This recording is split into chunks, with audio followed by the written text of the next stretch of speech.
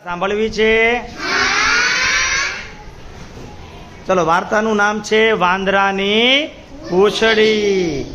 ગામની પાસે એક જંગલ હતું. જંગલમાં એક મોટું ઝાડ હતું. એક વાંદરો ઝાડ પર બેઠો હતો.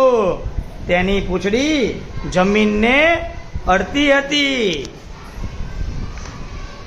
ઝાડ નીચે એક ખિસકોલી રમતી હતી. ખિસકોલી પૂંછડી પકડી હિંચકા ખાવા લાગી. તેને બીજી ખિસકોલીઓને પણ હિંચકા ખાવા માટે બોલાવી લીધી. બધી જ ખિસકોલીઓ વાંદરાની પૂંછડી પર હિંચકા ખાવા લાગી. ખિસકોલીઓના ભારથી વાંદરો ઝાડ પરથી નીચે પડી ગયો. બધી જ ખિસકોલીઓ ડરી ગઈ.